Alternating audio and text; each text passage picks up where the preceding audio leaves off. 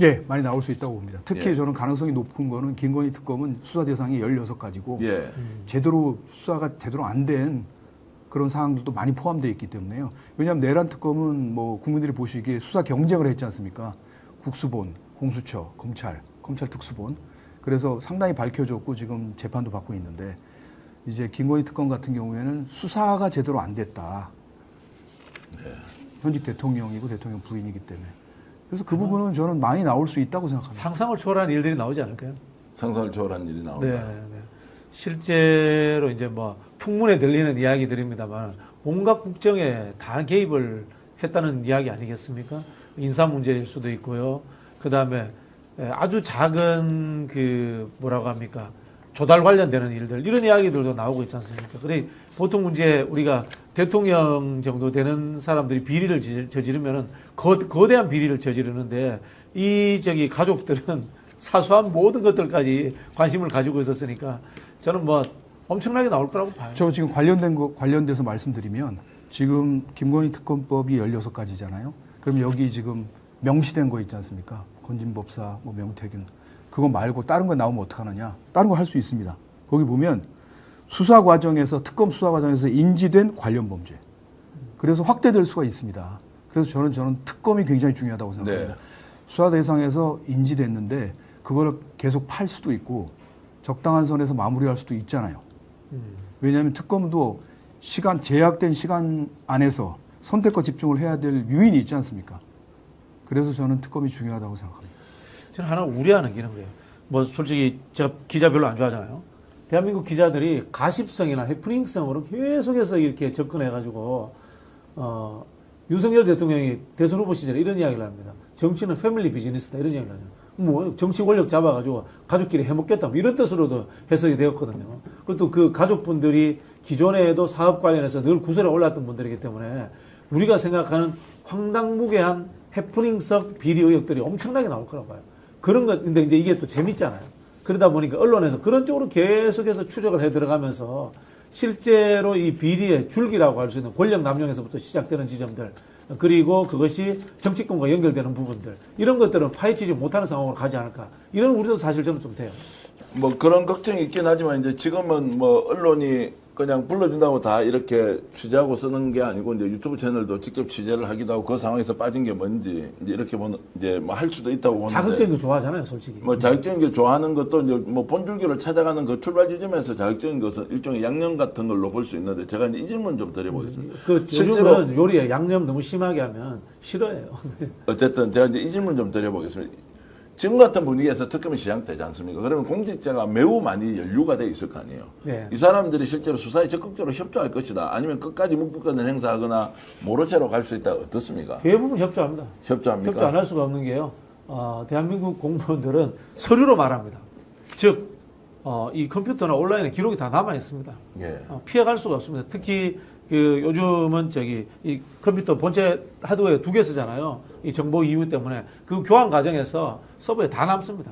다 남아있다. 도망갈 수 없습니다. 네. 뭐 저는 그렇게 생각하지 않습니다. 그래요. 그렇습니다. 예. 네. 제가 이 보고서 작성을 하고 뒤에 이제 특검의 문제점도 썼거든요.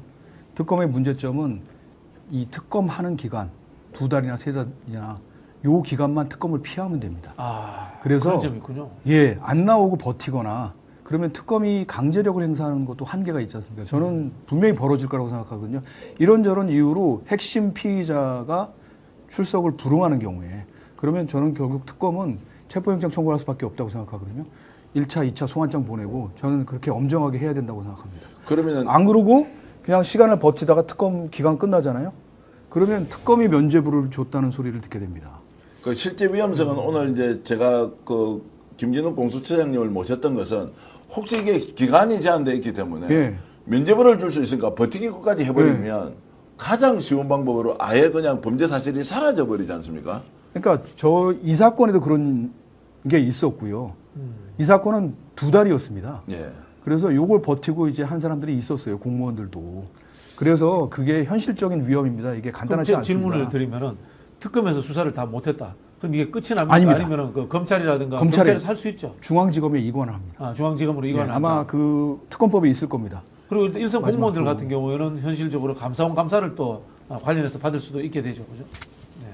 자, 그런 게 있지만 이제 뭐 지금 검찰이 사실상 이제 해체되고 새로운 수사청이 만들어지고 공수처가 보강되고 또 수사권의 조정은 국가수사위원회에서 이제 하는 이런 이제 입법 과정들이 또 연이어서 이제 일어날 것이기 때문에 그러면 뭐 제대로 수사가 되겠냐 이렇게 되겠죠. 그러니까요. 예. 그래서 이제 특검이 매우 중요한데 특검의 필요성은 전 국민들이 바라고 있지만 실제 그 내용을 채우고 있는 것이 얼마나 이제 적실하게 그리고 알차게 지금 구성이 되고 있느냐는 것에 대해서 매우 좀 우리가 신중하고 또 이런 질문을 좀 더 공격적으로 할 필요가 있다는 말씀이지 않습니까? 저는 사실 이번 특검은 저 국민의 특검이 되어야 된다고 생각합니다.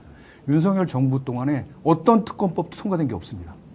문재인 정부를 보십시오. 드루킹 특검 유죄 나왔고 지금 그렇지 않습니까? 그다음에 이해람 중사 특검도 있고요. 어느 정권이나 특검이 통과 안 된 특검이 없습니다. 그런데 윤석열 정부에서는 특검이 하나도 통과 안 됐거든요. 그게 지금 누적돼서 세 개 특검이 동시에 출범하는데 그렇다면 국민적 의혹을 이번에 해소를 해야 됩니다. 네. 그래서 국민의 특검이 돼야 됩니다. 국민의 성원을 받을 수 있는. 어쨌든 오늘은 이제 문제 제기를 한 것으로 국회 내에서 논의를 할 때 우리 생각이 좀이라도 이제 반영이 되면 좋겠다는 것이고 지금은 이제 공수처는 어떻습니까? 이제 공수처는 윤석열 정권 지하에 있을 때 공수처와 지금은 이제 공수처를 더 보강하고 키워 나가야 된다라고 하는 이제 국민적 열망도 있습니다. 자, 이것은 지금 공수처의 지금 현재 상황은 어떻게 평가하십니까? 글쎄요.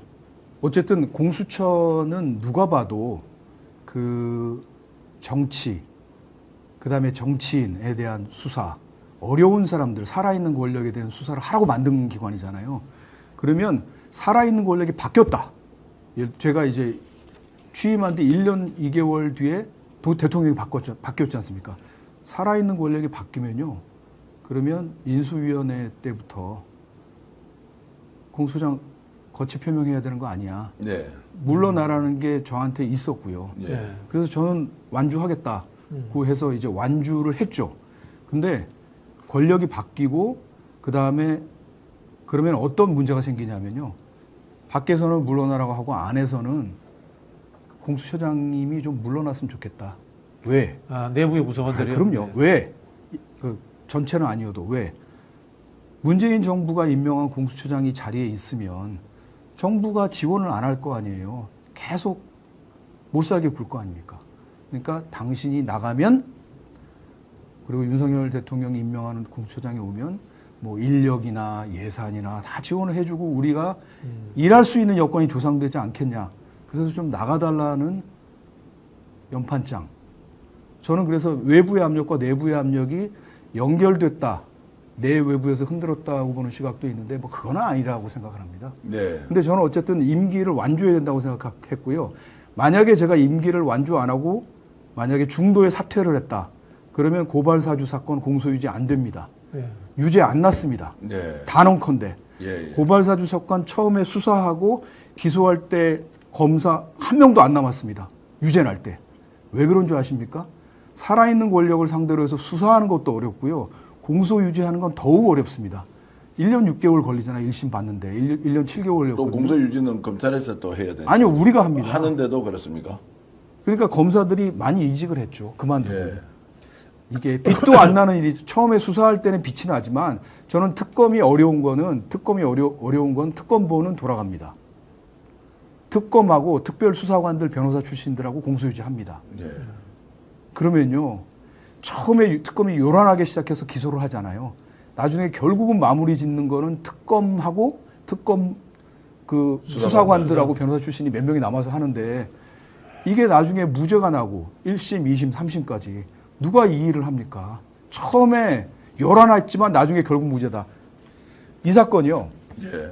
그 진영구 검사장 네네네. 조폐공사 파업을 내가 유도했다. 예. 구속됐습니다. 검찰에서. 네. 특별수사본부에서요. 직권남용 권리행사 방해로. 직권남용 권리행사 방해 대법원에서 5년 뒤에 무죄 확정됐습니다. 그러면 태산명동의 서일필이잖아요. 그런 결과가 날 수가 있습니다. 그래서 저는 특검이 공소유지까지 생각을 해야 되거든요. 그러니까 네. 그냥 기소를 해놓고 그러니까 아니면 말고식으로 기소하면 안 되지 않습니까? 오늘 방송 어떠셨습니까? 마음에 들었다면 구독, 좋아요로 스픽스를 응원해 주십시오. 여러분들의 구독, 좋아요는 가장 큰 힘이 됩니다. 스픽스 구독, 좋아요.